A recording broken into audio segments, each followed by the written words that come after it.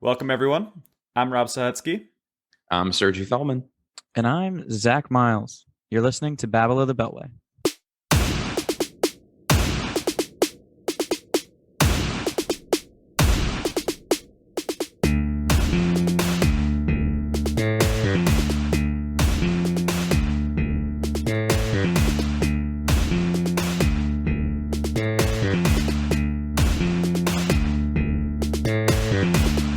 Welcome back, everyone, to Babble of the Beltway, Week 11. More shenanigans, more insanity, more games that have us scratching our heads and having absolutely no idea what's going on. A little fun fact to get us started. The last time that the Ravens and Washington football team both won in the same week was October 3rd, over a month and a half ago. So you can expect a slightly more positive podcast this week, especially in those two segments. I had a great weekend. I celebrated my girlfriend's birthday, and I'm getting ready to fly out to Wisconsin tomorrow. So a lot of editing to do tonight, but flying out to Wisconsin tomorrow to celebrate Thanksgiving with her family. Tell me about your weekend, Zach. Weekend was pretty good. Saw a good friend and a pledge brother. So obviously for those of you who don't know, Rob, Sergi, and I were all in the same fraternity in college. Sergi's one of my pledge brothers. Rob was the pledge class before. I got to see one of our pledge brothers carry Luke for the first time and quite a bit, which was really nice because he was up at the University of Michigan and in Michigan for a few years and just moved back home about 2 years ago. I say that as if it was recent. But, with COVID, it is kind of, the past 2 years don't count. That's what I'm trying to say, at least not as a friend. But overall, pretty decent weekend, cleaning up the house a lot, hosting Thanksgiving. So it's going to be a lot more to do as well. What about you, Serge? Let's hear it. I did nothing. I'm moving next weekend. I spent the whole weekend doing things related to that and catching football where I could. So it's going to be, I don't know how many games I'm going to be able to watch next week because I'm going to be moving next Sunday. So it'll be exciting. But for those of you who ever saw us on YouTube, it's the last time I'll be with my random background here. So I'll have my own office. There'll be less echo going forward. It's all going to be good things. Yeah, so in the notes, Sergi has sneaking away from my wife to try and watch some games. He doesn't listen to the podcast, but I can't risk it. Don't worry, we'll edit that part out. Not actually. If you're listening, we're not editing this out. All right, Kate, you got to tune in. All right, let's talk about some games. Weekend recap. 3, 2, 1. Week 11 had some fantastic primetime games. Here to tell you about one of them. Take us away, Zach. Yeah, absolutely. So first, we're going to be talking about the Steelers-Chargers game last night. Kind of a crazy game. It wasn't really a crazy game for a while until the fourth quarter. The fourth quarter was bananas. The Steelers put up 27 points and somehow still lost the game 41-37. And all of that just had to do with weird situation after Ben Roethlisberger getting sacked, after Mike Williams not being covered in the flat the way that he should have been, and breaking one tackle on his way to a 50-yard touchdown. I don't really understand how it happened, but it was still really an exhilarating game, a fun game to watch. Austin Eckler was doing his best Jonathan Taylor impression yesterday. He had 4 total touchdowns, 2 rushing, 2 receiving. This is why I liked the Chargers so much when the beginning of the season was here, and during that week 4 podcast when I was like, the Chargers are my number 1 team, and they're not. But still, I don't regret that. I don't regret that decision. I don't regret saying that I believe that they are a really good team and that they could go to the distance if they play games like they did last night. Now, I can also recognize that the Steelers are not a fantastic team. I mean, if you look at the fourth quarter Steelers alone, you'll see good and bad. They had a blocked punt. Najee Harris got a touchdown. Eric Ebron got a touchdown after a huge play by Deontay Johnson. Justin Herbert had that batted pass off the, not even batted. It was off of Cam Hayward's helmet, popped up into the air and went straight into Cam Sutton's arms. And then that was Cam intentional. Sutton's head got it. It was an intentional interception. And then Cam Sutton's head got removed. Do you know what I mean? His helmet flew off, which was a nasty looking hit. I kind of felt for him at that point in time. And then Freiermuth got the touchdown. Steelers get the ball back on the Chargers' 34-yard line. They fail that fourth down conversion, kick the field goal, or the third down conversion, kicked the field goal to take the lead, blown coverage on Mike Williams, like I said earlier, which gave the Chargers, man, you can tell that I'm reading too fast. They gave the Chargers the 3-play, 75-yard drive. Overall, though, man, no, it was a really fun game. Mm-hmm. Herbert had his best game of this season. Herbert kind of looked like the guy I think that people were expecting Trevor Lawrence to look like when Trevor Lawrence came out this year. I say that because he had 9 carries for 90 yards, which nobody thought that was in his repertoire. My favorite run was the one where he ran for like 45 yards and then got in a fight with Cameron Hayward on the ground. But really, they were both just really tired. So This is the worst fight ever. it was sad. It was one kind of big guy and a skinny guy, aka Josh Palmer, versus a massive man, which in real life I still would have taken Cam Hayward. So yeah. But anyways, great game. Big Ben also looked really old. I mean, his arm had some surprising pop to it. He had a couple of deep throws that were efficient, but still underthrew some guys who had to make plays and come back to the ball. But they did, and that's kind of what matters, or else this would have been a totally different story. But Big Ben looks old, man. He looks old. Him and Cam Newton, and I'll talk about Cam later during the Washington recap. Both of those guys really look like they probably should have been out of the NFL last year instead of this year. I hate to say it because, I mean, I don't care about Big Ben. I don't like him at all, but I like Cam. Once again, that's for later. Serge, why don't you tell us about Cowboys Chiefs? All right, Cowboys Chiefs. Chiefs take it 19-9. Now, if you all remember, if we rewind 1 week back, I had my blistering hot take that Dak Prescott is only a slightly above average quarterback who has been surrounded by some of the best offensive talent his entire career. What happened this game? Dak's offensive talent was taken away. Amari Cooper did not play due to an injury. Tyron Smith, one of the best left tackles in football, did not play due to an ankle injury. Then CeeDee Lamb got concussed pretty early on and had to exit the game. Granted, it was also because Dak underthrew a pass and CeeDee had to go and fight the corner for it. But that's neither here nor there. So what happens with Dak Prescott without all of his amazing weapons? He goes 28 for 43, 216 yards, no touchdowns, and 2 interceptions. So, was I right? Was I wrong? We'll probably have to wait until this Thursday to see some more statistics, but it's not looking too great for Dak. I will say that I'll give him a little bit of credit. His offensive line did not help him. He only had about 2.5 seconds time in the pocket to throw. It's a little bit below the NFL average. He was pressured almost 47% of his dropbacks, and he got sacked 5 times. What was crazy really was his pressure to sack rate. Was the defense converted 27.8% of their pressures into sacks versus with the NFL average is like 18. So Dak was getting sacked at like the levels that Justin Fields is getting sacked on a daily basis in this game. The 4 drops that his receivers had really didn't help him either. But here's the crazy thing.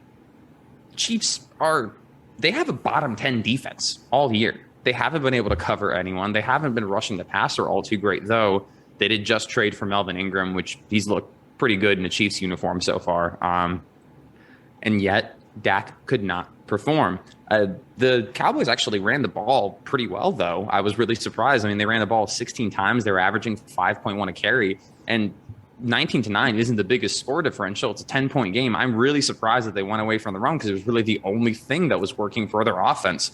On the flip side, after a very inept, wet noodle offensive performance that reminded me a lot of the Broncos game, the Cowboys defense still played great. I mean, they did only held the Chiefs to 19 points. They did something similar that they played a kind of a mix between their usual cover 3 and a lot of the cover 2 shell we've been seeing has been really effective against Mahomes all year.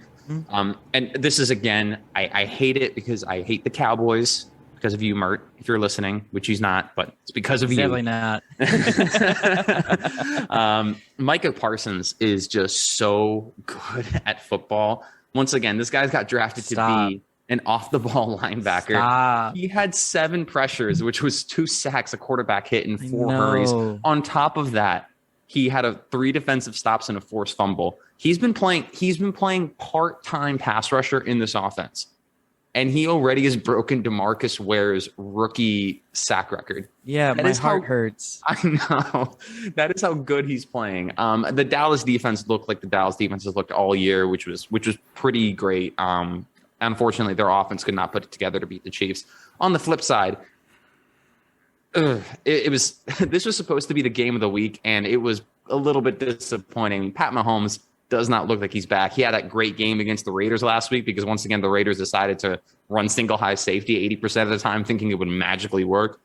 Now, he had 260 yards here, couldn't get any touchdowns, threw a pick, only had one big time throw the entire game. Really, their defense and the rushing game won them this game. The defense holding back and, the Cowboys to 9 points, but also they ran 22 times for 126 yards, 2 touchdowns at 5.7 a carry. Offensive line really accounted for a lot of that. They only had one forced missed tackle by the running back. So a lot of this was just wide open holes getting hit by Chiefs running backs. Good return game for Clyde Edwards-Helaire. I'm glad to see him healthy and playing efficiently. The Chiefs defense really did step up here. And really a big part of that, I'm thinking, is attributed to Chris Jones. So something crazy looking into the data here. The first 4 weeks of the year, Chris Jones was lining up. He was lining up on average, I think 35 snaps. He was playing 35 snaps a game at edge defender instead of inside. Now, if you know anything about Chris Jones, it's depressing. He's like 320 pounds. There's no reason this guy should be rushing the passer from the outside. He's a 0 or a 1. He's nothing. He's nothing other than that. I mean, he's awesome. He's athletic. Great. But he should not be playing edge, should not be playing 5. He's second in the NFL in generating interior pressure to only the God King himself, Aaron Donald. Yeah. What's crazy is that since I didn't even know the stat. I could just guess it. Since week 7, he's actually been playing only 8.8 snaps per game at edge and moved inside for about 20 snaps per game. And he's gone up from averaging about 3.5 pressures a game to 5.2 pressures a game. So almost doubling his production here. And this time, I think he had a season high 30 snaps at playing inside at defensive line and a corresponding 8 pressures and 4 sacks. So crazy notion. If you have a player who is elite at one thing, maybe use him at the thing that they are elite at. So Chiefs defense steps up. Chiefs running game steps up. They look good on those 2 fronts of the ball. I'm still really concerned about this passing offense. I'm really concerned at the lack of big time throws. Tyreek Hill all of a sudden has become an underneath receiver, which is crazy to me. I never thought I'd see the day, but Chiefs managed to eke out a win. I still think the Chiefs are in trouble. And going into this Thursday, I think the Cowboys might be in trouble again because all the players that they're missing in this game, they're probably going to be missing on Thanksgiving. So we'll see what happens here. But moving on, Rob, what have you got to tell us about the Texans and the Titans? Well. Hello, darkness, my old friend. Texans. You're gonna be like, how the turntables. The Texans beat the Titans 22-13. Now, if you remember, this was another one of our hot takes from last week, and we said the Tennessee Titans would likely be the number 1 seed and also be the worst team in the playoff bracket, and that they were going to get in there on strength of schedule alone. Here we are again with a number 1 seed losing to a trash team, something that we have seen quite a bit recently. Now, right now in the AFC, the top 2 seeds are the Tennessee Titans and the Baltimore Ravens. I think that those 2 teams are the least talented and worst teams in the AFC current playoff bracket. There is some weird upside down opposite day thing happening in the AFC where somehow the Ravens and the Titans were just winning games despite not really having evidence that they're good teams or star power or anything. They're just somehow winning through freak accident and raw just force of will. We called that the Titans without Derrick Henry are not a legitimate competitor. And that's because who Ryan Tannehill is with and without Derrick Henry. With Derrick Henry, it's pretty good. 250 yards a game, 1.25 touchdowns, and only 0.87 interceptions per game. It's decent. It's livable when you have a guy like Derrick Henry in the backfield. But what happens? For sure. Winnable, yeah. Right. But what happens without Derrick Henry? Well, a little bit less yards, 226. That's not so bad. 1 touchdown a game. All right, we're doing okay. 1.6 interceptions per game. So more interceptions than touchdowns and no Derrick Henry. Now that is a problem. Now, we talk a lot on this podcast about how when you have a generational talent, such as Derrick Henry, for example, his pure existence on the field makes everything easier because defenses have to game plan around Derrick Henry. Now, Ryan Tannehill versus a regular defense compared to Ryan Tannehill versus 8 or 9 people in the box are two completely different Ryan Tannehills. Tennessee is not a good team without Derrick Henry. They are a team that Derrick Henry carried through the first part of the season and who managed to catch a couple teams off guard because they were like, oh, well, they don't have Derrick Henry, so we're just going to win this game. No, you're not. Like, they're still an NFL team. They're not a good team, but they're an NFL team. And you're kind of seeing that right now. The Texans kind of just beat them. We're talking about 4 interceptions in this game. Tannehill threw 4 interceptions, and not just threw 4 interceptions. He threw 4 interceptions to the Houston Texans. That counts as I think Sergi, what's the statistic? That counts as 13 interceptions in a normal game? Is that how the math works? So. I think so. Okay. Houston didn't even do anything crazy. They just existed. They just went out there and played their subpar football and just dominated.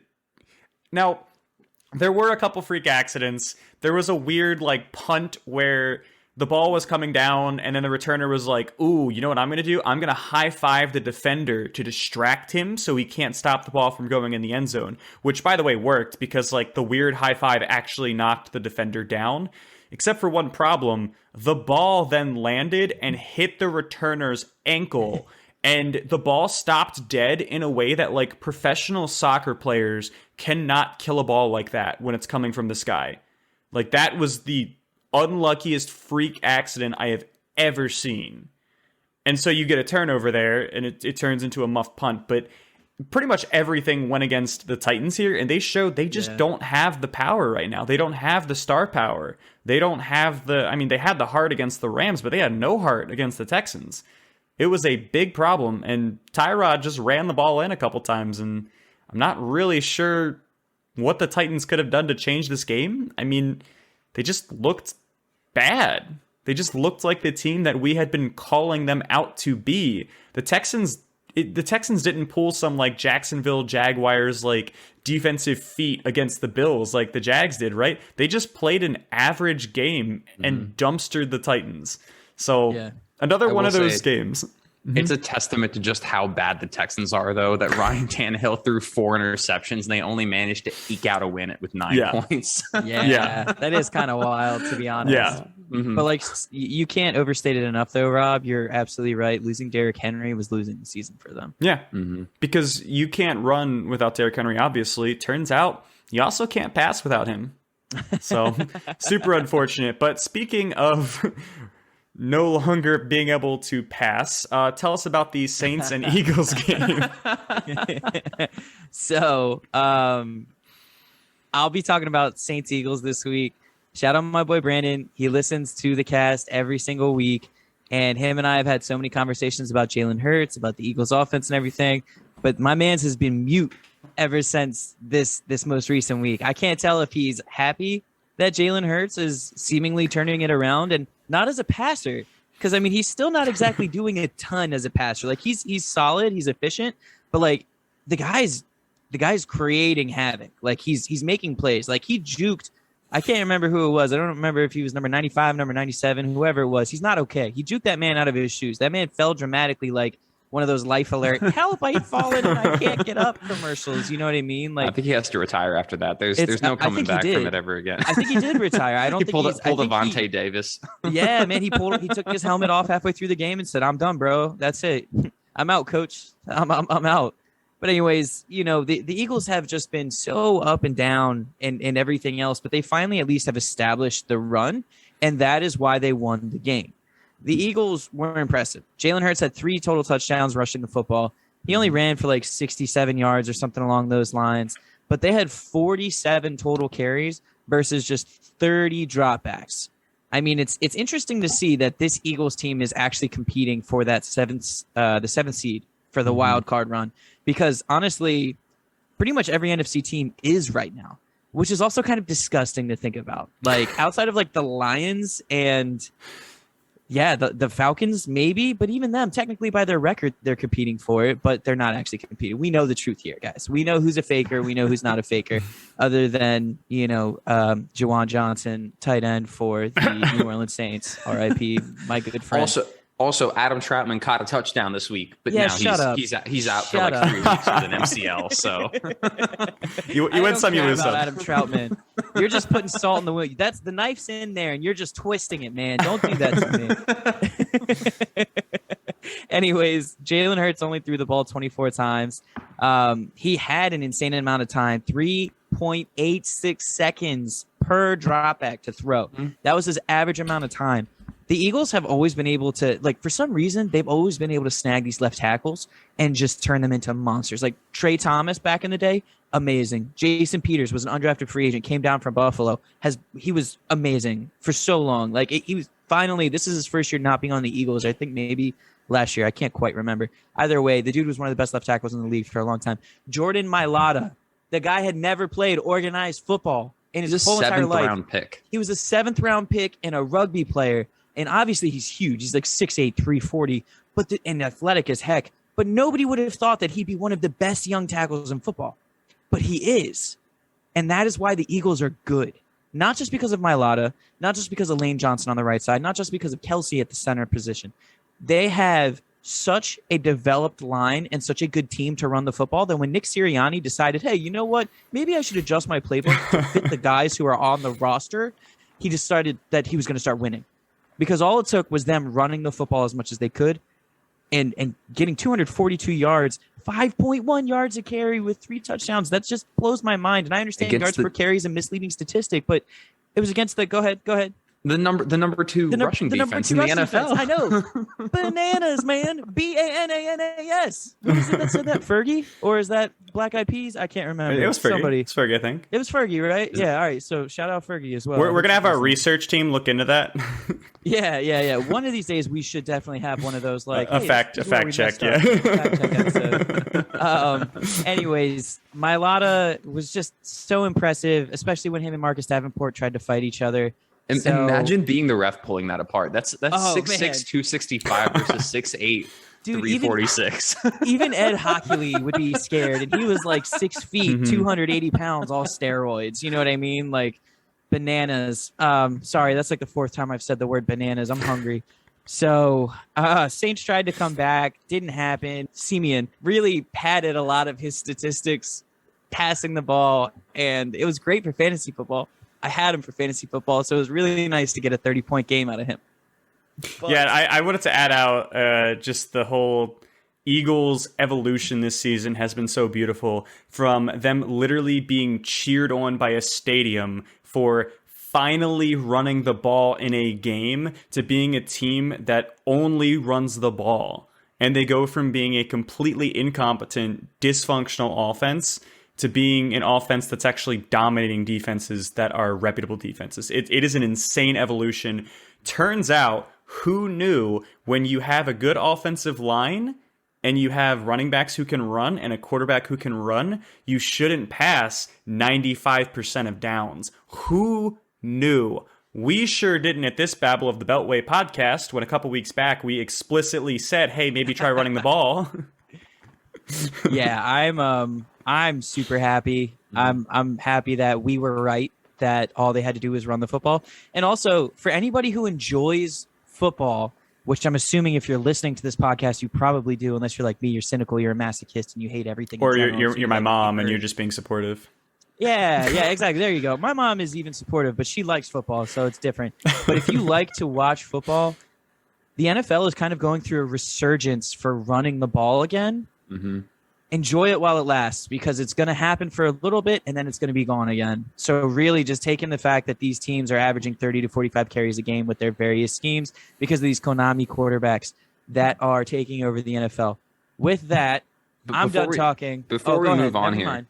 do this. And also, all credit to Trevor Siemian for still throwing 3 touchdowns to that wide receiving core. Is there a wide receiver core worse than the New Orleans Saints in the NFL right now? The only ones that come to mind are possibly the Jags and maybe Atlanta, but not Atlanta when Washington's they're is bad healthy. too, dude. Yeah, Outside but of you Terry, have but still there's a number one alpha like solid receiver, and then who are they throwing to in New Orleans? I mean, Traquan Smith, Marcus Callaway, and Deontay Harris, who can't it's run bad. a comeback route, by the way, apparently. It's really bad. I mean, Michael Thomas really kind of ruined them, unfortunately. But also the Saints cap salary situation ruined them too. They had been so wasteful with their money and did that whole kick it down the line, kick the can down the line for the future salary cap issues with Drew Brees so many times that it just is what it is. Yeah, and the future is now, you know? Yeah, well, not now, guys. We're not going. Wait, that's a couple segments down. Don't worry about but that. I can tell Rob wants us to move on to the next one because he's got a pack. So go ahead, Sergi. All right. I've got the Colts at the Bills. The Colts manhandle the Buffalo Bills 41-15. More accurately, Jonathan Taylor manhandled the Bills 41-15. Jonathan Taylor had 4 rushing touchdowns and 1 receiving touchdown. What did he have? 140 something yards on the ground. Oh my gosh, it was insane. And the thing is, so Buffalo's defense has been phenomenal all year. They've been so great at stopping the pass. They've been so great at rushing the passer. They're a bottom 10 team in stopping the run. And honestly, it's really a personnel issue for them. If you look at their defensive line, you have a lot of guys who are, I mean, they're kind of, I wouldn't say they're completely undersized, but they don't have big run stuffers. Ed Oliver is their D tackle, but he profiles more as a pass rusher than a run stuffer. You have Jerry Hughes. You have AJ Epineza, who I don't think fits this scheme very well at all. You have Greg Rousseau, who's, I mean, he's long, he's lanky, but he's still a pass rusher. They don't have guys who are 300 pounds who you can't move. So what did the Colts offensive line do? They just picked them up, move them a little bit to the right or the left, create, 5-yard holes for Jonathan Taylor to just burst through. And he played an insane game.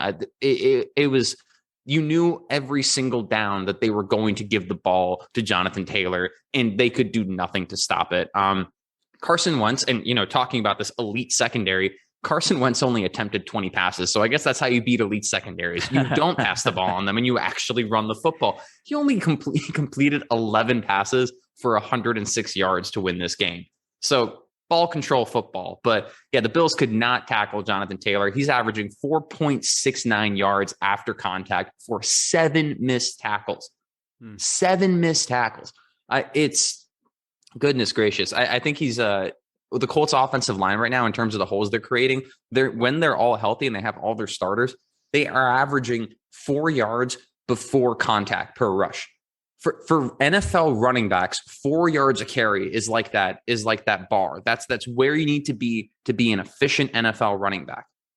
They're giving that to Jonathan Taylor before the nearest defender even touches him. And it's not like this is some scrub. This is the best running back out of last year's draft class. And he is a top 3 running back in the NFL right now, in my opinion, just in pure rushing of the football. The fact that Clyde Edwards-Helaire was taken ahead of Jonathan Taylor, by the way, is a complete travesty. And I cannot believe the Chiefs ever did that. So at least DeAndre Swift, like why Clyde Edwards-Helaire? I don't know. Doesn't matter. Because they needed someone who's going to be hurt for half the season every single year. But the Colts dominate on the run. And you know what? You flip over to the other side to the Bills. Part of the fact that the Colts dominated on the run, they made the Bills completely one-dimensional. I mean, and again, they played that entire cover 2, cover 3 quarters. Cover 2, cover 4, I believe quarters. It's just a lot of that cover 2 shell defense has been giving Josh Allen trouble all year. That's the Colts base defense. And Josh Allen was just bad. He was bad. He's the reason the Bills lost this game. And what's crazy too is that, people thought that, maybe the Bills offensive line is going to be giving him trouble. Is he getting pressured a lot? He's averaging about 33% pressure on his dropbacks throughout the season. He only had 21% pressure rate during this game. The Colts really didn't rush the passer all that great. They just let Josh Allen throw, and Josh Allen was bad. He had 4 turnover-worthy plays. He threw 2 interceptions. He had a fumble. And I mean, his receivers didn't help with 5 drops, but overall, Josh Allen was just not able to get anything going. He had 0 big time throws this week, which, just to clarify, big time throws is a PFF stat for big throws downfield that essentially require a tight window or high level of accuracy. So think what Aaron Rodgers did this week with Marquez Valdez-Scantling to tie up the game with Minnesota. It's just that beautiful long arc. Josh Allen averages 2.25 a game, and they held him without a single one. Great prevent defense. His average up to target was down almost an entire yard.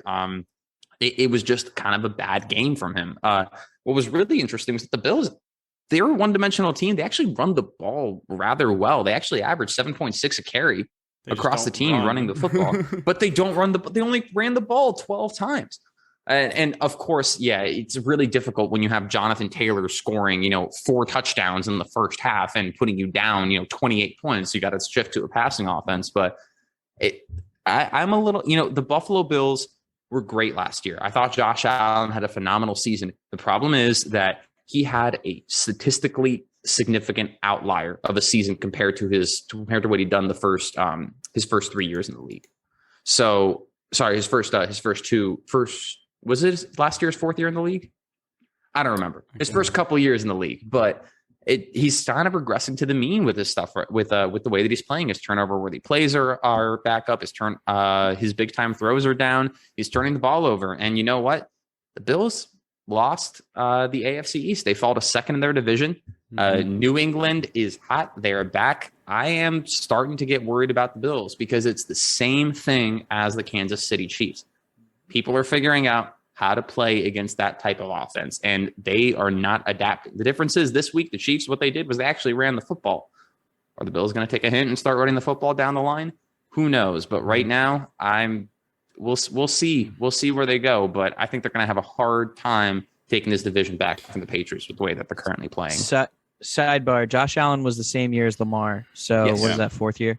It's 4th year. Yeah. So 4th year. So Interestingly enough, I mean, you have to check the standings every now and then. The Colts, who had a really rough start to the year, Patriots had a really hard start to the year, Bills really strong start. Right now, Indianapolis is 6-5. The Bills are 6-4. They're basically the same, and the Patriots are now ahead of them. Yeah. Right. So every now and then, in every 4 games, maybe you might want to check standings because things are not what you thought a couple weeks back. So we're going to burn through what we like to refer to as the didn't watch, don't care games of the week. Up first, Bengals, Raiders. Bengals win 32-13. Bengals looking pretty hot, especially on offense, and the Raiders looking like hot garbage. Back-to-back blowouts against the Raiders. Too much off-the-field drama, burning them down. Dolphins, Jets, this is the special sort of king didn't care, didn't watch game of the week. 24-17 in favor of the Dolphins. It was nice seeing elite quarterback Joe Flacco play well for yet another game. Tua has the worst offensive line humanly fathomable. I feel bad for him. His career will be ruined by the Dolphins' offensive line. Very unfortunate. Just for some reference, Miami has about 50 more pressures than the next team in terms of allowing quarterback pressures. In terms of individual players that have allowed pressure on their quarterback this year, Miami has the number 1, the number 2, the number 4, and the number 16 player.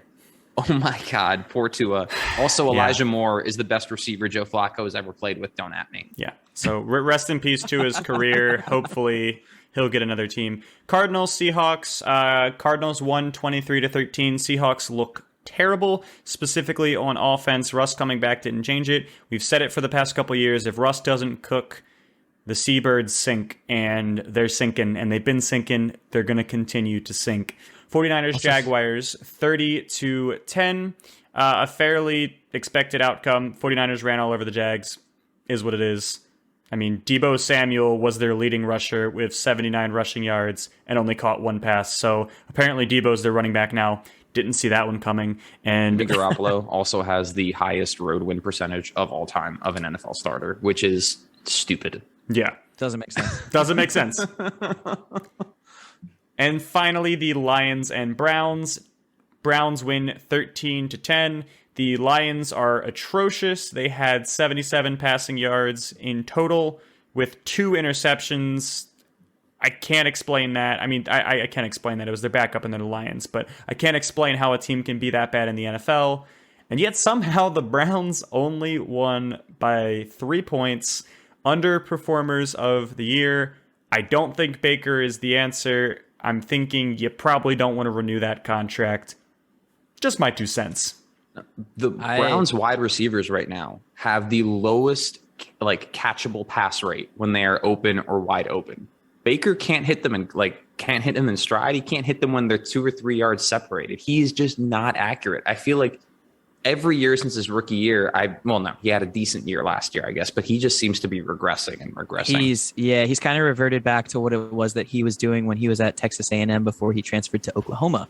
What he needs is an Alex Smith-esque career resurgence without, breaking his leg in half. I am hopeful that Baker, because he has the physical talent, man.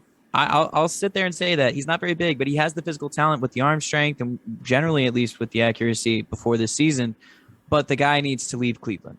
Cleveland is too good for him, which is a weird thing to say.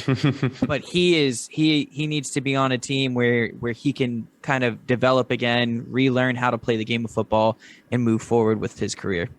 Mm-hmm. All right, and let's move on to awards. Earth, Wind, and Fire. Starting off the awards for this week, we have Earth, Wind, and Fire. Earth being the best rushing attack, Wind being the best passing attack, and Fire being the best defense.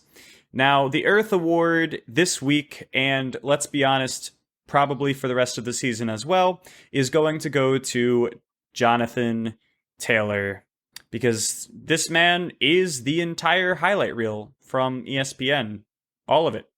Every single big rushing play this week was JT. He had 185 yards on 32 attempts. That's pretty good. 4 rushing touchdowns. 5 total touchdowns over 200 yards from scrimmage.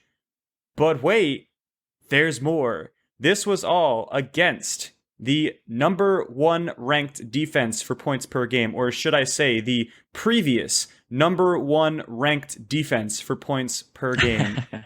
Jonathan Taylor personally dropped 35 on them. New MVP frontrunner? I would be willing to hear out arguments for that. With Derrick Henry on the sideline, this guy is the best. He is not only an impressive runner, but he is a dual threat who can catch a short pass and turn it into a 75-yard touchdown. Sergi, tell us about who won the Win Award.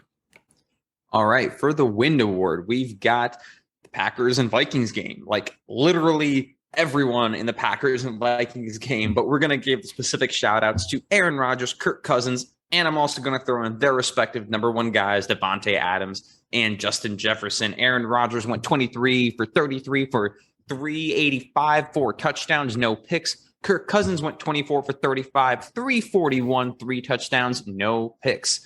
And respectively, Devontae Adams went 9 for 7 for 115 and 2 touchdowns. And Justin Jefferson went 9 for 8 for 169 and 2 touchdowns. Now, Kirk Cousins did get lucky in this game. He did have 1 interception called back for roughing the passer, and then he had another interception called back for Darnell Savage slightly fumbling the ball as he went down, and the Vikings managed to eke out a win here. I mean, it was a great game. It was a fun game to watch. It was one of the 2 games of the week, in my opinion. Both the quarterbacks were wheeling and dealing. Vikings finally get that hard-fought win after losing so many close games this week. Sorry, not this week, this year. But also, I just want to call attention to just how good Justin Jefferson is. I mean, for both Justin Jefferson and Devontae Adams, honestly, their quarterbacks average a perfect NFL rating of 158.3 when targeting these guys. The only time that Justin Jefferson did not catch what was thrown to him this time was when Kirk Cousins got picked off by Darnell Savage because he threw the ball like 3 yards behind Justin Jefferson. Not to mention this game, Justin Jefferson averaged 4.97 yards per route run. For context, the NFL average is 1.65. What a game. This was so much fun to watch. And the Vikings managed to eke out a victory because they decided to not let Aaron Rodgers get the ball back. And because Aaron Rodgers decided to throw a bomb to Marquise Valdes-Scantling for like 75 yards. So once again, pretty much all the receiving weapons, Aaron Rodgers, Kirk Cousins, Wind Award. Zach, what have you got for us for Fire? I'm keeping it short here on Fire, guys. Maybe it's because everybody else hates them, but I love them. It is the Patriots. and they dominated. I mean, it's. I'm not going to sit here and say like, oh, it was going to be super hard for them to do this, but like the fact that they did was really awesome. If you had the Patriots defense in fantasy football leagues that played defense, you must have been very happy. I know personally, my dad benched them, in which I said, your first problem is having two defenses on a fantasy football roster. So all shade aside, all jokes aside, actually, they were awesome. They pitched a shutout, 4 picks, 4 sacks, defensive touchdown.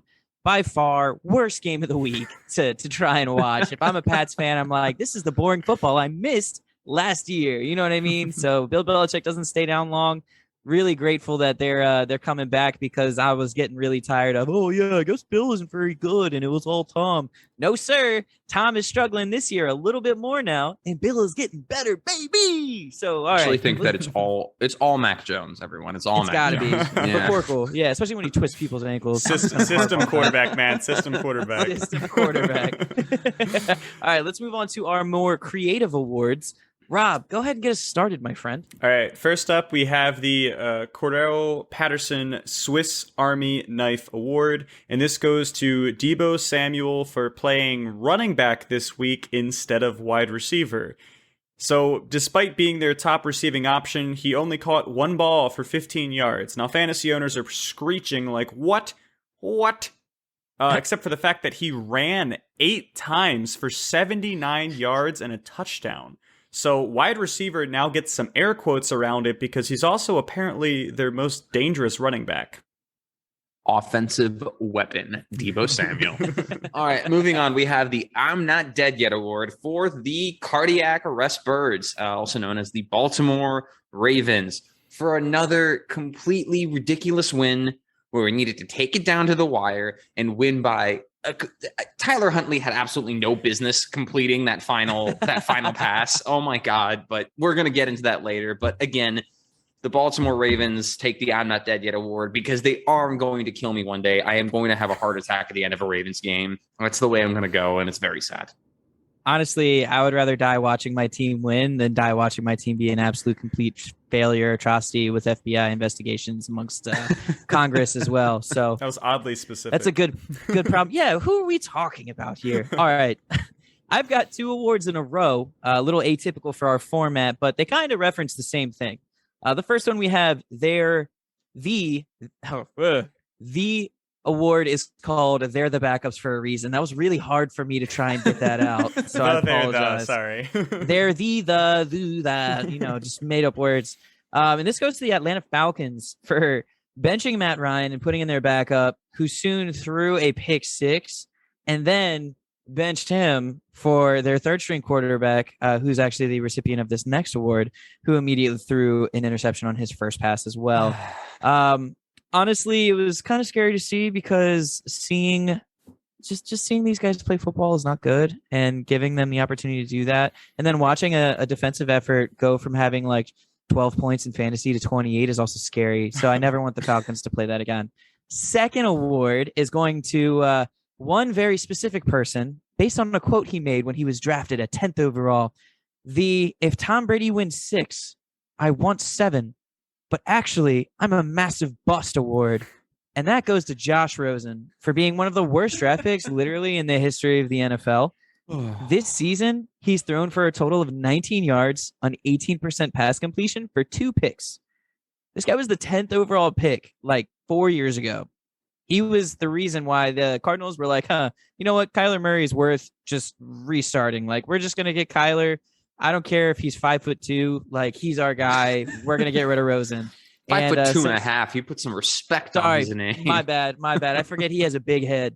So, anyways, sorry for Josh Rosen in his career, but I guess I'm not, because I never liked the guy in the first place. There were 9 mistakes. There were 9 mistakes made ahead of him. 9 mistakes made ahead of him. For the record, Josh Rosen was the one who threw the pick 6 because he did not see, I believe, the linebacker or the DB that was there. Oh, that's right. I'm sorry. He did throw the pick 6. He was the second string quarterback, and then it doesn't matter. He's not going to be in the NFL next year anyways. He gets two awards this week. That's fine. Yeah. All right. Next up, we have the Browns is the Browns award, and this award goes to the Browns for almost losing to the Lions, who are starting, checks notes, Tim Boyle, who had 77 passing yards with 2 interceptions.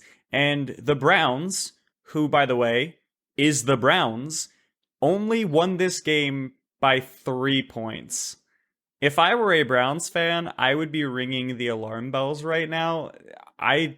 Those poor Cleveland fans just cannot catch a break. Yeah. All I'm saying is that our 3-point win, the Ravens 3-point win against the Lions, is much better than the Browns 3-point win. Oh, yeah, also, much better. how is Tim Boyle a starting NFL quarterback this week? His college, how did he make it to the NFL? I think his college He had stats like one were touchdown and 11 picks or something. one of his years, it was 1 touchdown and like 11 interceptions. He couldn't find another job, so he was like, I guess I'll do it. So he just somehow managed to trick the NFL into paying him hundreds of thousands It's of dollars. the Lions' backup job, to be fair. The bar's how do pretty I low. do that? How do I do that? Matt Flynn conned a lot of people out of a lot of money back in the day, man. Some of these guys can do that. All right, our last award, we have the Adam Gase Redemption Day Award. I can't believe I'm saying this, but Ryan Tannehill and Sam Darnold making us think maybe Adam Gase wasn't the problem. No, Adam Gase was the problem. I think they're all the problem. I think it's a collective. It's like an artistic collective of how can we make this awful. Oh my gosh. Yeah, and instead of sharing blame, they're all just equally, fully responsible for all of the blame. Yes, I don't know how exactly. that works, but somehow. It's not 33, 33, 33. It's 100, 100, 100. It's right. I'm pretty sure, is Adam Gase like a coordinator for a high school now? I don't know. They probably have a losing record. He's Yeah, just a he position. shouldn't be. He's a positions coach. He couldn't be an offensive coordinator. No one wanted him. He's a tight ends coach. They don't even have a tight end. Ravens Update. For this week's Ravens update, just win, baby. Just win. I don't care how you do it. This team's bad. We all know it's bad. But man, they just keep winning, and I love it. We beat the Chicago Bernstein Bears 16-13 in probably the Ravens' 4th least impressive win of the season. I would say their 4th least impressive win of the season because we've had so many unimpressive wins at this point. Is that the measuring stick? That's the measuring stick.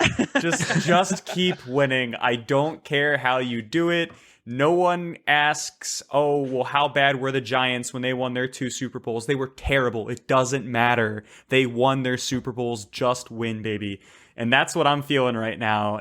We are a team. When I look at us, I'm like, more of our team is in the ICU than on the practice field, and we are just winning, baby.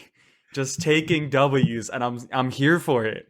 I'm here for it. This reminds me of our Super Bowl years. We were terrible our Super Bowl years. If you remember I think it was 2000 Super Bowl, our offense was the most dysfunctional offense in the NFL. We had a guy waiting on a roof in Baltimore who refused to come down for 5 weeks until we scored an offensive touchdown. 5 weeks. Is that a real story? That's a real story, by the way. There was a guy who stayed on the rooftops and refused to come down because they couldn't score. And we won the Super Bowl. Thank God y'all had the best defense in almost arguably NFL history at that point. Right? One of them at least. Right. Now, I will admit, I myself had a little scare. I was feeling pretty comfortable most of this game until Andy Dalton, the red rifle, came in after Justin Fields got injured. Now, I think I can speak for pretty much everyone who's been a Ravens fan for 10 years or longer when I explain how I started having PTSD flashbacks to that game where Andy Dalton lobs a pass and it gets deflected by like 18 defenders, like a nearby Mack truck, a fan, the field goal post, and then lands right in AJ Green's hands for a touchdown, and they knock us out of the playoffs. I just kept seeing that over and over again. What about the 40-yard touchdown to Tyler Boyd that also knocked us out of the playoffs, but sent the Bills to the playoffs for the first time? Right. Yeah. So there was Andy Dalton's really good at 2 things: being incredibly mediocre and beating the Ravens on stupid long touchdown calls that shouldn't happen. And it looked like that was what was going to happen, but it didn't. I'll pass it off to Sergi here. No, look, this was a really ugly game. I mean, credit to Tyler Huntley for getting the text that he's starting that morning and playing, but I mean, Tyler Huntley looked like an undrafted free agent out of Utah playing in an NFL game. The offense was completely inept. I mean, he had no touchdowns. He had 2 turnover-worthy plays, no big-time throws. He got sacked 6 times. Defense converted almost 40% of their pressures into sacks. The NFL average is 18.5. So somehow we found a way to win.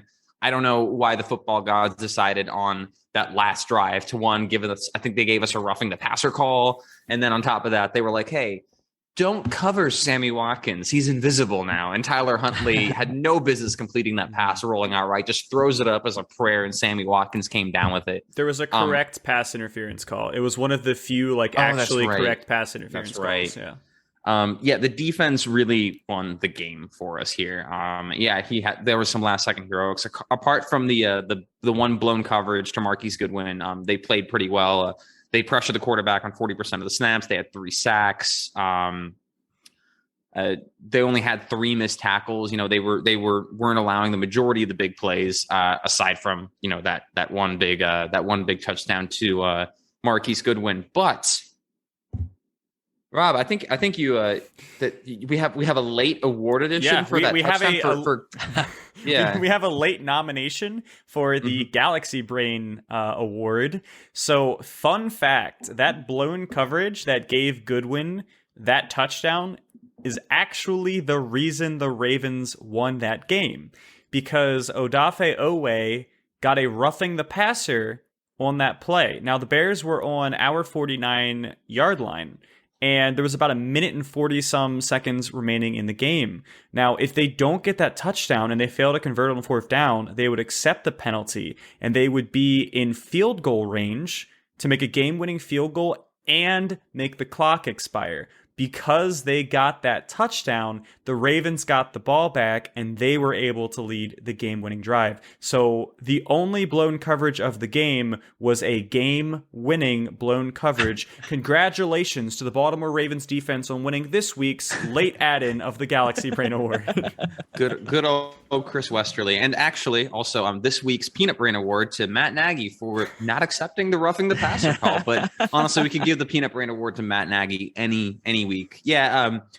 Our defense, I think, won us this game. Another week of just really atrocious Ravens football, hoping that we can put something better together against the Browns. But with how bad the Browns look and how bad we look, it might be another 16-13 game.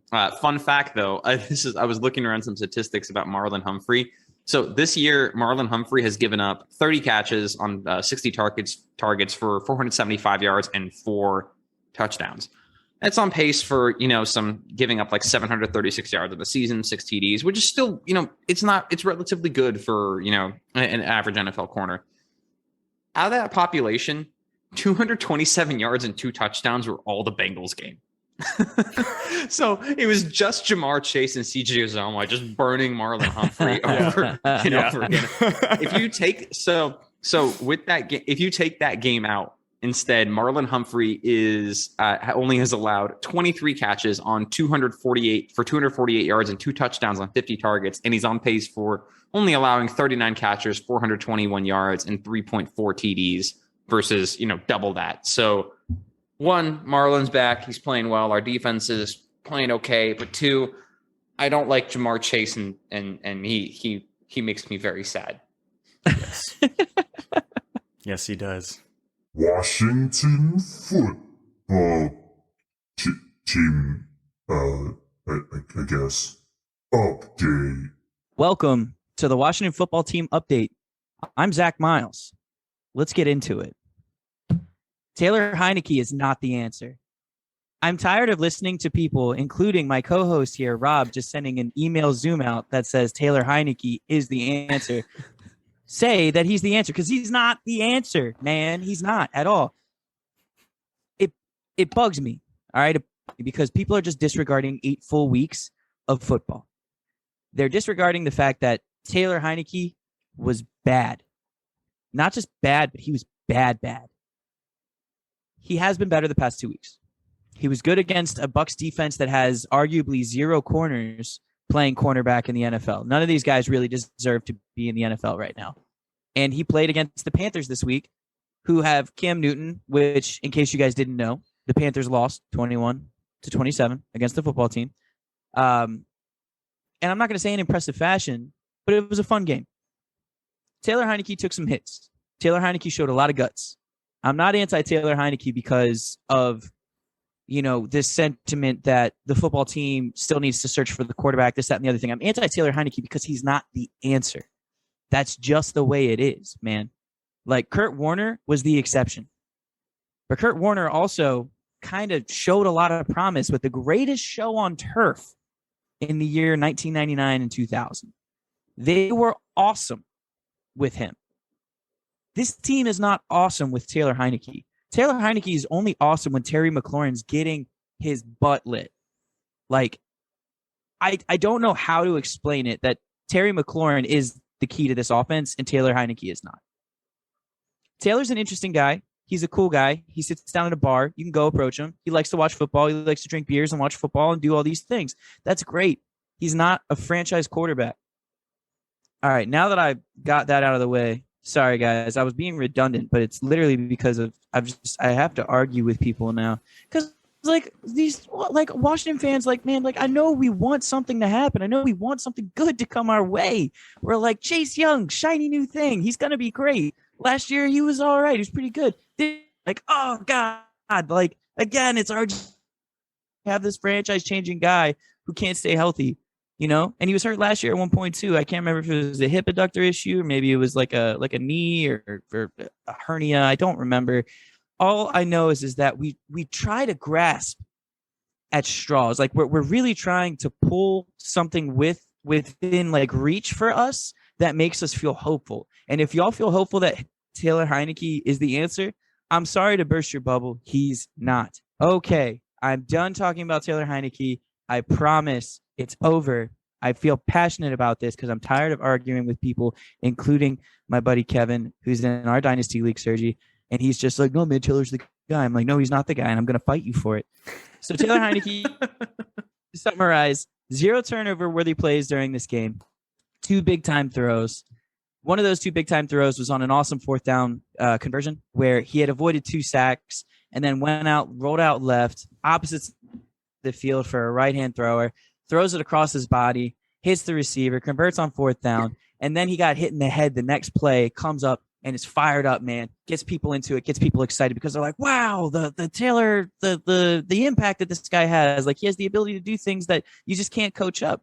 But like we said earlier, I think it was, I don't know if this was recorded, y'all, or not, but Kirk Cousins wasn't. Yeah. Okay. See, Rob shook his head. Y'all can't see that because you're not watching, you're listening. So I'm just going to say Rob shook his head. So we were talking about this earlier. Kirk Cousins is all there as a foundational quarterback, except for his clutch factor. Taylor Heineke is all there with the clutch factor and a terrible foundational quarterback. The guy is just not an NFL caliber talent, and he's going to find ways to beat bad teams. I'm just saying the same thing over and over again. You're dying over there, aren't you, Sergi? So what you're telling me is that the ideal Washington football team quarterback is a combination of Kirk Cousins and Taylor Heineke. Kirk Heineke. Who would have thought, man? Anyways, Cam looks old and washed up, and that makes me sad because I love Cam Newton. I wanted us to sign him to start the year, but instead they went with Taylor Heineke. And so, honestly, just make that a voice clip, Rob. Just Taylor Heineke. Just anytime you want me to get triggered or upset me, just play that. Or anytime I'm talking about him, just replace my anger and my voice with Taylor Heineke. So I'm done. I'm done. I hate the Washington football team. I want Dan Snyder to sell the team. Congratulations on the win. I'm happy about that. But now we're going to be out of reach for good quarterbacks in this draft. There's only 2 of them anyways, but now we definitely can't get one because we've won 4 games when we really should have just been a 2-15 team. But they don't want to do that because they just want to put fans through anguish and sadness and frustration every single year. I am the only person that you'll see that is mad about this win. But it's because I don't believe in Taylor Heineke or anybody else who's involved with that organization. I'm done. Turn off the recording. The future is now. The future is now. For our next segment, The Future is Now, we look into our magical crystal ball and tell you who will win the games of Week 12. Up first, we have Bears at Lions. Who cares? Wait a second. This is the Thanksgiving game. This is the Lions Super Bowl. The one game of the year where I actually want to watch the Lions play. And the Lions have been really entertaining this year.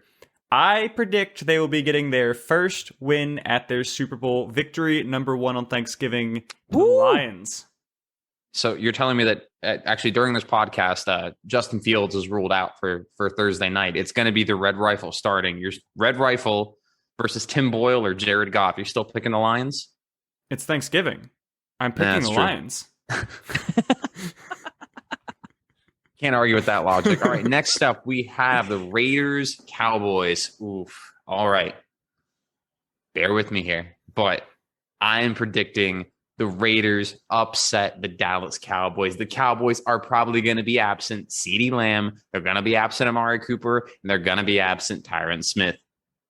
We saw what happened with the Kansas City Chiefs defense against the Dallas Cowboys when they were missing those 3 pieces. And I'd hazard to say, I think the Raiders have a better defense than the Kansas City Chiefs. So I'm going to pick the Raiders upsetting the Cowboys. And I'm also predicting a ceremonial Deshaun Jackson 60-yard touchdown as he continues to burn the Cowboys no matter how old he gets. Next up, we have the Bills Saints on Thanksgiving. And I don't know how to feel, man. Both of these teams, they're like good and then they're bad, then they're good, then they're bad. Mostly just bad, even though their records don't indicate that they're some of the worst teams. I'm going to consider this some level of like a get right game for Josh Allen. I'm going to take the Bills over Trevor Garbage Time Simeon. Up next, the Steelers and the Bengals. Now, the Steelers offense started to look competent last week, which was interesting because we had not seen almost any kind of competence out of them this year. But the Bengals are also looking really legitimate. I do expect a 1-1 split between the Bengals and Steelers, and I think it'll go to the home game. So I think the Bengals will take this one. All right, next up, we have the Panthers Dolphins. I know Cam looks old, but Tua's offensive line is Swiss cheese, and the Panthers have a pretty ferocious pass rush. I think that the Panthers take this one, and I think that Tua might be spending the night at a local hospital. Oh, don't say that. My guy. Visiting sick children to make them feel better. For charitable comfort. For charitable comfort, yes. Tua will spend the night at the hospital for charitable reasons. Yes, Okay. for efforts to make people happy. There we go. We fixed it. Next up, Eagles Giants.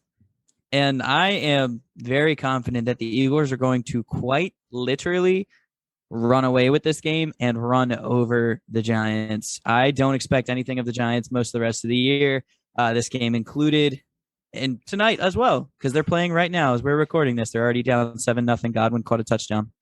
Oh, God. Yeah. Okay. That's triggering for all of my fantasy leagues. Anyway, Titans at Patriots. Don't let records deceive you. The Patriots are the superior team, and they are the far superior team. Patriots win. Next up, we have the Falcons at the Jag. Oh my gosh. Can both teams lose this? 0-0 tie. This is ending up in the who cares game. Actually, you know what? No.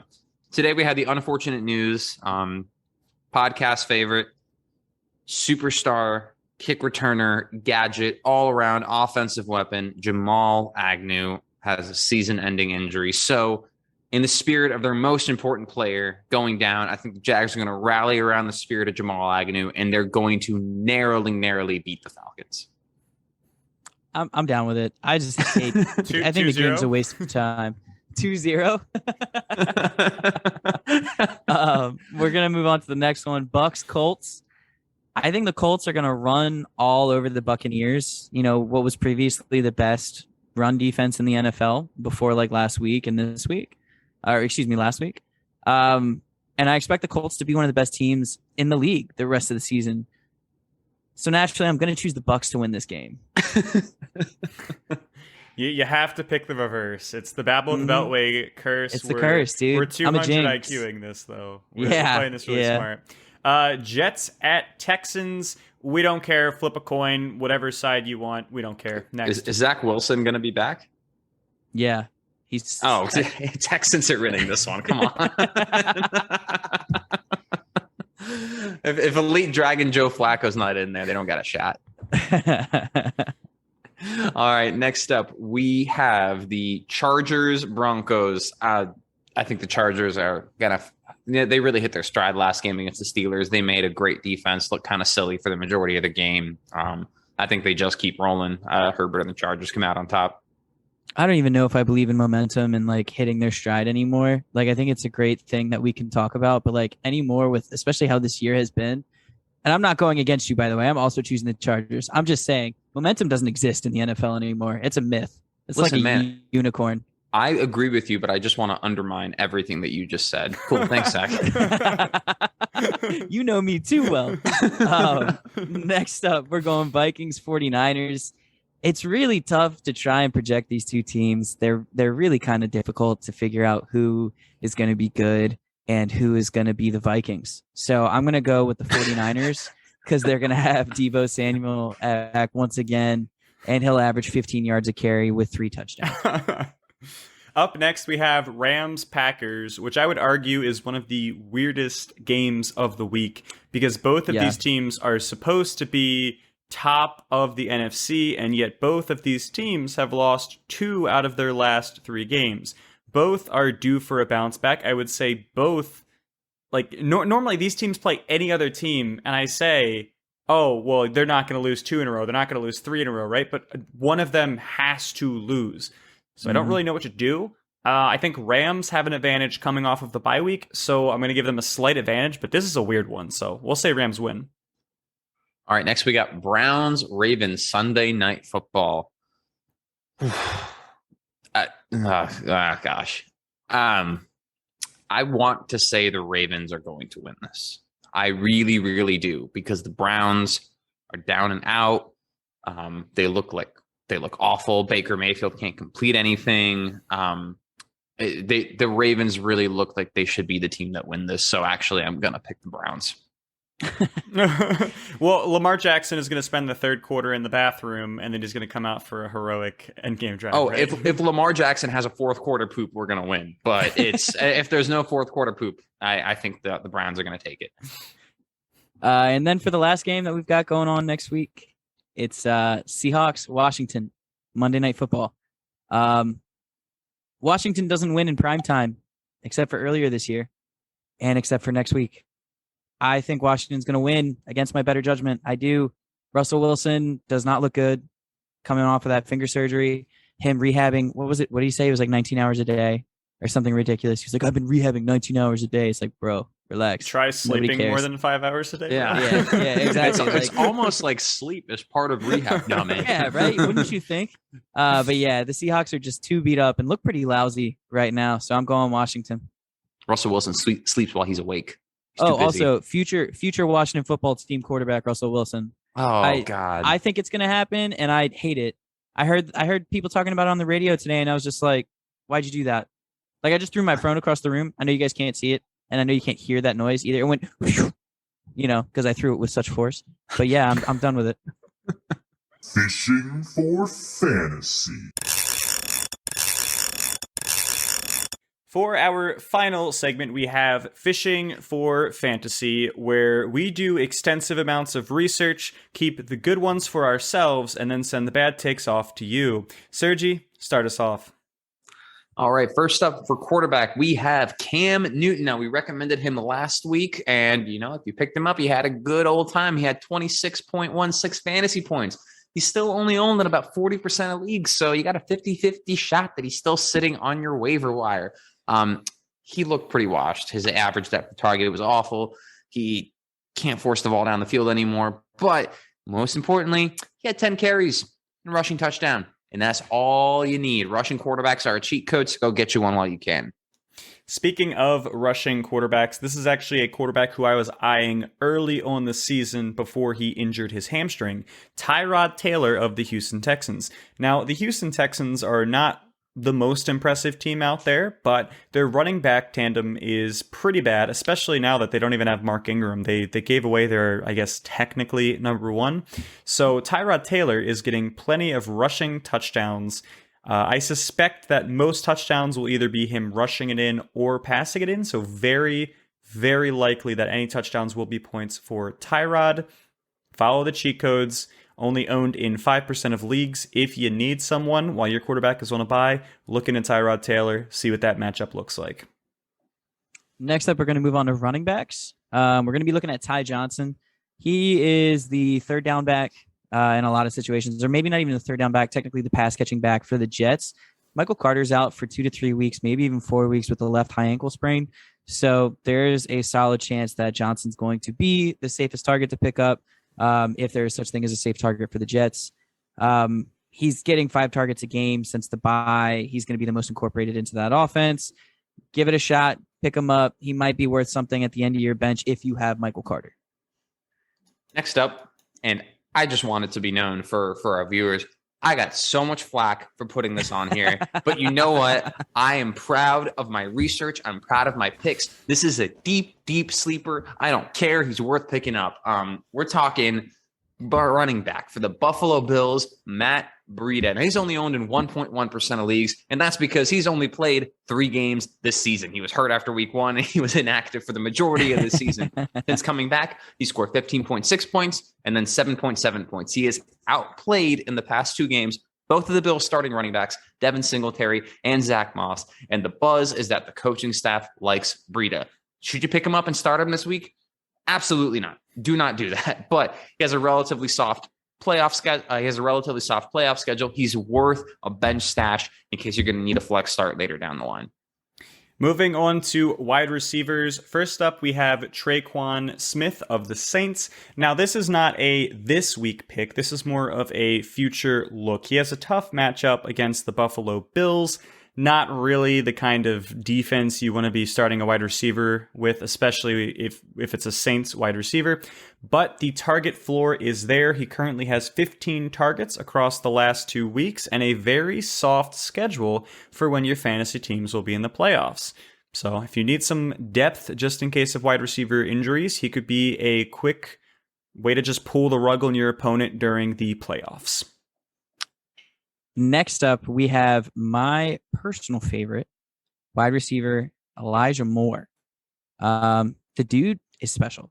He was special during the pre-draft process. Everybody was expecting him to kind of turn into something. A.J. Brown went out there and said, I would be willing to bet my game checks that this kid's going to be all pro. Well, he wasn't all pro for like the first 6 weeks of the season, unfortunately. I also know that he had an injury there at one point. But coming out of the bye week, his point totals have been 9.7, 10.1, 23.9, 11.9, 25.6. In one of those weeks, in week 9, he was a wide receiver 1. And this past week, he was one of the top 3 wide receivers in total points scored. The guy is good. He's real good. And it's hard this late in the season to find somebody who's going to be able to actually play as like a wide receiver 3 on your team or a potential flex player. If you're in a league that's worth its salt, he's probably not available, but apparently 60% of ESPN players are not worth their salt because he's only rostered in 40.8%. So I highly recommend Elijah Moore. I got a lot of faith in the guy. I think he's going to do a lot moving forward. Elijah Moore's NFL comp, Antonio Brown. Take what you will with that recommendation. All right, next up, we recommended this guy last week. We're bringing him back for tight end Gerald Everett for the Seattle Seahawks. He is only 3%, 3.6% rostered. Last week, he had 8 targets. This past week, he only had 4 targets, which he caught for 3 for 37. One of them, though, was a narrowly missed touchdown by Russell Wilson. He overthrew him just a tad. You add 15 yards and a touchdown onto that 3 for 37. Looks like a pretty good week. He's involved in this offense. And I think as Russell Wilson starts to heal and, starts coming back from this finger injury, he's only going to get more involved. He has some pretty good playoff matchups against Houston, Chicago, and Detroit. Another tight end to consider is Austin Hooper of the Cleveland Browns. Since OBJ left the Browns, Hooper has had solid back-to-back games featuring 5 targets and 7 targets. You have an extra juicy matchup in Baltimore, as they have not done a particularly good job of defending tight ends this year. could get a good matchup advantage. Next up, it's going to be the first of two defenses that we're going to be having this week. It's going to be the Panthers versus the Dolphins. Now, look, I get it. It's not like the Panthers offense is a big powerhouse or anything like that. But as Sergi had so correctly pointed out earlier, that the Dolphins have arguably the worst offensive line in NFL history on a pressure per snap basis. You got to take the fact that the Panthers have one of the most dangerous interior rushers in the league in Derek Brown, and have overall one of the best front sevens in all of the league as well. So you take the Panthers, you let them run for 10 to 15 points for you. If you're a defensive streamer like the way that I am, that's definitely a team where if they're available, I'm snatching them up, man. Now, we got another defense for you all. If in case the Panthers aren't available, I know they aren't in a couple of my leagues. This is me swinging for the fences, but if you listen to the podcast, then you know I was not. I think this is a juicy matchup, and I think this is going to be an upset. I'm going to take the Raiders defense versus Dallas. Again, Dallas is a great team, but they're going to be missing 3 of their key players on the short week on Thursday and Thanksgiving. Anything can happen when the turkeys come out, and let's just say the Chiefs defense just put up 19 points, 19 fantasy points on the Cowboys offense. And the Las Vegas Raiders defense is the highest rated pass rush defense in the league. Beat up offensive line, receivers that can't get open. Sounds like a recipe for a lot of sacks, and I'm willing to take that swing. Max Crosby is a bad man. All right. Zach, talk to us about the thing that you like to talk to us about. Socials, guys. Yeah. Follow us on socials, man. They do exist now. They've existed for a few weeks now. Sergi has taken some time to get on the Twitter and put out some analytics here and there, which has been really cool to see, because I'm just like, wow, it's like I'm following a person who knows what he's talking about, which is really nice, rather than me, who's just like, I hate Taylor Heineke. Ah! So sorry for yelling into all of y'all's ears and into your speakers in your cars, because a lot of you listen on your commutes. A lot of you being, the 18 of you who listen to this. So yeah, that sound balancer that we have, that auto balances sound work for our podcast. No, honestly, it has bailed people out, because I've listened to some of these things and I'm like, I know Zach was screaming into his microphone when he said that, and it just sounds like he took like 5 steps back before he did that, but I know he didn't during the recording. Yeah, I'm loud, guys. But so go ahead, follow our socials, please. We do follow back as long as you're interesting. And so we want to have as many people, follow us on this journey too. Thank you for all your support as always. Go ahead and finish it out, guys. I'm Zach Miles. I'm Rob Selensky. I'm Sergi Feldman. And we botched that. We botched that. Thanks for listening to Babble of the Beltway. Yeah. We'll see you guys next week. Woo!